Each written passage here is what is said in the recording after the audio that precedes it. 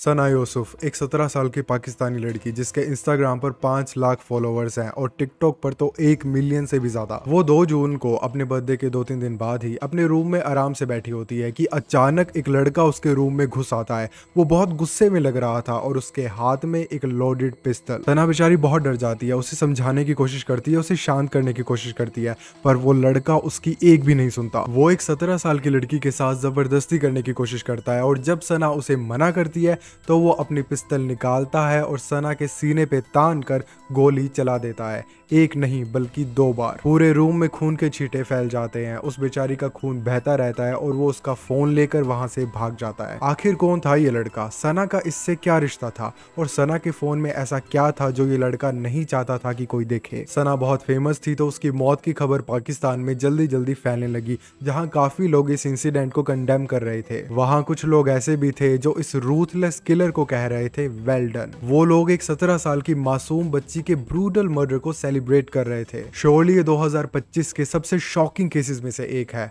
मेरा नाम है रायू कोल्ड और आज का केस है सना यूसुफ के मर्डर पे।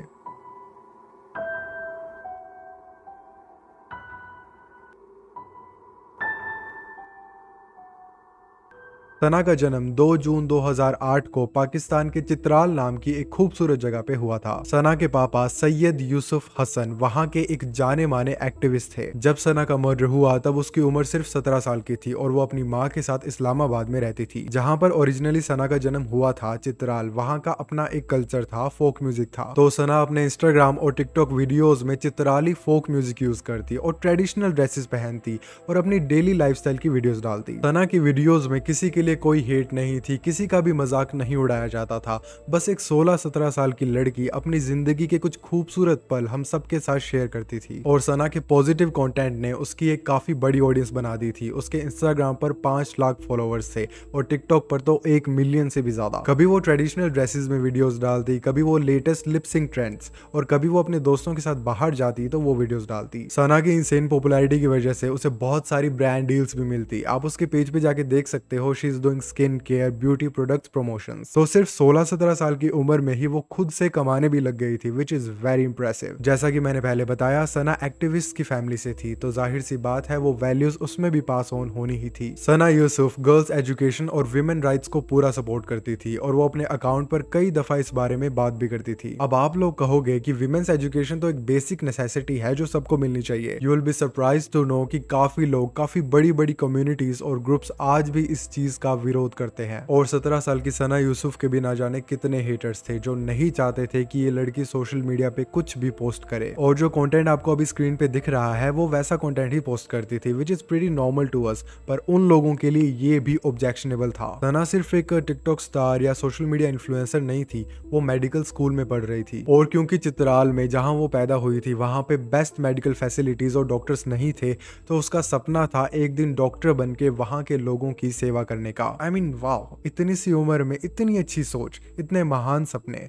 इट्स अ शेम कि वो इस दुनिया में नहीं रही। और उसे छीनने वाला था एक इग्नोरेंट एमलेस लड़का जिसका नाम था उमर हयात। अब सवाल ये है कि इस मासूम सी लड़की ने किसी का क्या बिगाड़ा था? इस लड़के ने सना के साथ ऐसा क्यों किया?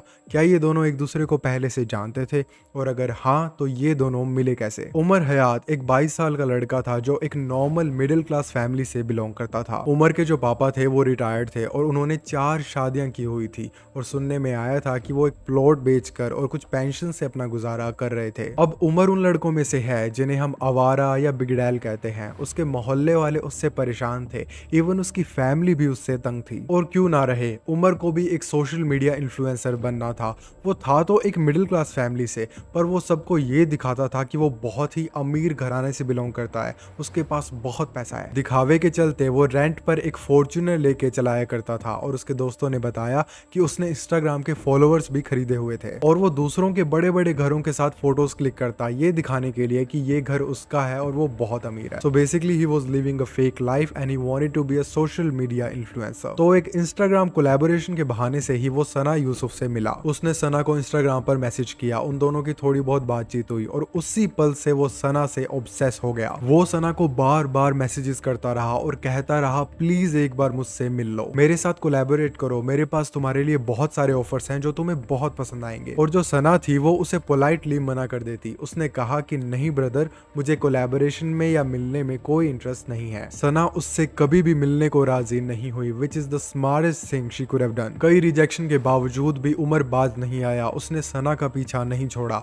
वो उसे मैसेजेस पर बार बार प्रपोज करता रहता, कहता कि मेरी गर्लफ्रेंड बन जाओ, मेरे साथ रिलेशनशिप में आ जाओ। वो बेशर्मों की तरह उसके पीछे पड़ गया था। एंड कीप इन माइंड, ये एक 22 साल का लड़का है जो अपने से 5 साल छोटी एक 17 साल की लड़की के पीछे पड़ा है, और ये 1 साल से सना के पीछे पड़ा था, जिसका मतलब ये है कि ये उसे तब से चेज कर रहा है जब वो सिर्फ 16 साल की थी। I am sure you guys realize how messed up this is. Sana 18 साल की हुई भी नहीं थी, शी वाज अ माइनर। इसके बावजूद भी वो सना को बार बार मैसेजेस करता रहा, कॉल्स करता रहा, और सना उसे बार बार मना करती रही, इग्नोर करती रही। पर ये भाई साहब ना सुनने वाला नहीं था। जब बाद में पुलिस वालों ने इसके फोन से इसके कॉल्स देखे और मैसेजेस पढ़े तो उन्होंने बताया कि ये लड़का सना से ऑब्सेस था। ये पागलपन की हद पार कर चुका था। 29 मई 2025 इस दिन सना का 17th बर्थडे था। वो बहुत खुश थी। उसने अपनी फैमिली और फ्रेंड्स के साथ सेलिब्रेट किया, केक कट किया और अपने इंस्टाग्राम पर वीडियो भी अपलोड की। ये जो आप देख रहे हो ये सना की आखिरी सोशल मीडिया पोस्ट थी। सना के बर्थडे वाले दिन भी उमर ने सना को कई मैसेजेस और कॉल्स किए, और इतना ही नहीं, वो खुद इस्लामाबाद भी आ गया। इस्लामाबाद आके उसने एक फॉर्च्यूनर रेंट की और सना के घर के आसपास घूमने लगा और उसे कॉल्स करके कहने लगा कि प्लीज बाहर आके मुझसे मिलो। अब ऑब्वियसली सना ने उसे मिलने से मना कर दिया। This is extreme stalking, outright dangerous. तो जब सना ने अपने बर्थडे पे इससे मिलने से इनकार कर दिया और इसने सना की इंस्टाग्राम पोस्ट देखी तो इसके अंदर का गुस्सा बहुत बढ़ गया, और तब इसने फैसला किया कि अब ये सना को नहीं छोड़ेगा। सना की गलती कि उस बेचारी ने हिम्मत की एक लड़के को ना कहने की, and that's it, that know became her death sentence. ये जो व्हाट्सएप चैट्स के स्क्रीनशॉट आप देख रहे हो ये वो मैसेजेस हैं जो उमर ने अपने दोस्त को किए थे। उसने कहा कि वो 2 जून को इस्लामाबाद आ रहा है फ्लाइट से और उसे एक पिस्टल चाहिए क्योंकि वो अपनी गन वहां से नहीं लेके आ सकता। वेट, उमर के पास अपने शहर में अपनी एक गन है? एक 22 साल के अनएम्प्लॉयड लड़के को गन की क्या जरूरत? वैसे तो इन्वेस्टिगेशन में ये चीज आगे आ जाएगी, बट आई एम श्योर वो गन लाइसेंस तो नहीं होगी। एनीवेज, तो अभी इस्लामाबाद में अपने दोस्त को कह रहा है एक पिस्टल अरेंज करने के लिए। तो अगर 22-23 साल के लड़कों के लिए गन्स अरेंज करना इतना आसान है तो इट्स अ ह्यूज प्रॉब्लम। 2 जून 2025 सना के बर्थडे के कुछ ही दिन बाद उमर इस्लामाबाद आता है और वहां उसे एक गन भी मिल जाती है, प्लस उसके दोस्त उसे एक फॉर्च्यूनर कार अरेंज करके दे देते हैं। जेब में पिस्टल लेके किराए की गाड़ी पे ये सना के घर तक जाता है और फिर उसके घर के आसपास घूमने लगता है। उस दिन सना के घर पे उसके साथ उसकी मॉम थी और उसकी एक आंट आई हुई थी। शाम को करीब 4 बजे सना की माँ किसी काम से मार्केट की तरफ जाती है। उमर उन्हें बाहर जाते हुए देख लेता है और ये भी देख लेता है कि उन्होंने घर का दरवाजा खुला छोड़ दिया। अब घर के अंदर सिर्फ सना और उसकी आंट थी। आंटी जी नीचे लॉबी में होती है और सना ऊपर अपने कमरे में। मौका पाते ही उमर चुपचाप उस घर में घुस जाता है। नीचे उन्हें वो आंटी जी मिलती है और वो उनके सामने बड़ा ही नॉर्मल एक्ट करता है और बड़ा कैजुअली उनसे पूछता है कि सना कहाँ पे है। आंटी जी को लगता है कि ये सना का कोई दोस्त होगा तो वो उसे बता देती है कि सना ऊपर वाले कमरे में है बेटा। तो वो सीढ़ियों से सीधा सना के रूम तक चला जाता है। यहाँ Sana was having a normal day, अपने घर में अपने रूम की सेफ्टी में आराम से बैठी थी कि अचानक वो लड़का जो पिछले 1 साल से सना के पीछे पागलों की तरह पड़ा है, उससे ऑब्सेस है, उसे हरास कर रहा है, जिसे सना अवॉइड कर रही है, जिससे वो कभी मिली भी नहीं, वो लड़का सना के रूम के अंदर घुस जाता है। सना ऑब्वियसली बहुत डर गई। रूम में घुसते ही उसने सना के साथ जबरदस्ती की। वो बहुत गुस्से में था और वो बार बार उसे कह रहा था कि अगर तुम मेरी बात मान जाओगी, मुझे हाँ कहोगी तो मैं तुम्हें जाने दूंगा। सना उससे कहती है कि तुम बहुत गुस्से में हो, प्लीज शांत हो जाओ, बैठ जाओ, मैं तुम्हें पानी लाके देती हूँ। सना ने उस पूरी कन्फ्रंटेशन में उससे ये भी कहा कि देखो पूरे घर में और रोड्स पर कैमरास लगे हुए हैं, तो प्लीज तुम कुछ गलत करने की सोचना मत। उन दोनों की ये बहस चली रही होती है कि जो सना की आंटी होती है वो उमर के लिए पानी लेने जाती है, पर जैसे ही वो पानी लेके रूम की तरफ जा रही थी उन्हें 2 लाउड बैंग सुनाई दिए, गोलियों की आवाज। जब सना ने उमर को हाँ नहीं कहा तब उमर ने सना के सीने पे अपनी गन तानी और उसे 2 बार शूट कर दिया। लाख समझाने पर भी उमर नहीं माना, जिससे ये पता चलता है कि वो उस दिन सना को मारने ही आया था। सना को गोली मारने के बाद उसकी खून से भरी हुई बॉडी के पास से उसने सना का फोन उठाया और फिर वहां से भाग गया। अब वो सना का फोन लेके क्यों भागा? मे बी उसे लगा होगा कि सना के फोन में उनकी बहुत सारी चैट्स हैं, उसकी काफी सारी मिस्ड कॉल्स हैं, जिससे पुलिस पुलिस शायद उसे ट्रेस कर सकती है या फिर उसके खिलाफ एक बहुत ही स्ट्रॉन्ग केस बन सकता है। पर फॉर्चुनेटली पुलिस को इस बेवकूफ को पकड़ने के लिए उस फोन की जरूरत नहीं थी। इसकी सारी हरकतें सीसीटीवी कैमरास पे कैप्चर हो चुकी थी। पुलिस ऑफिसर्स ने उसे ट्रेस करने की कोशिश की और उसे ढूंढते हुए उन्होंने 8 जगहों पे रेड्स की और एंड में उन्होंने उमर हयात को अरेस्ट कर लिया। साथ ही साथ उन्हें वो मर्डर वेपन और सना का फोन भी मिल गया।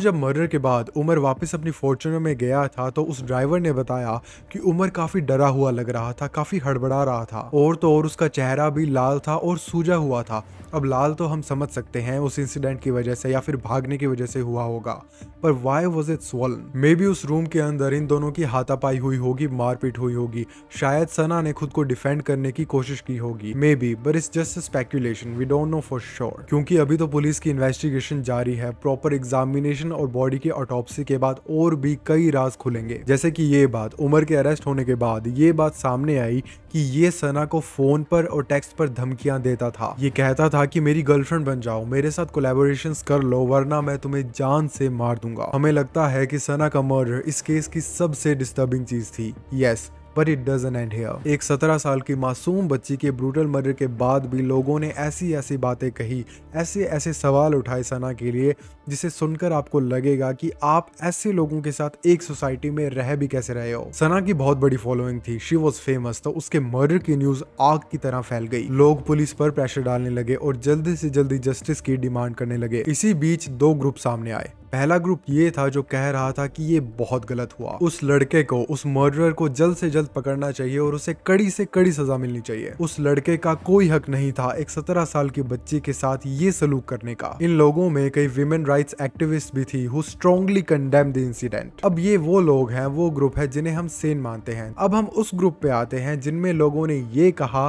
कि जो भी हुआ अच्छा हुआ, she deserved it. Just because वो लड़की सोशल मीडिया पे एक्टिव थी, पोस्ट करती थी, उन लोगों की नजरों में ये बच्ची ऑटोमेटिकली गुनहगार बन गई। उनका कहना था कि इस लड़की के साथ जो भी हुआ इसी की वजह से हुआ।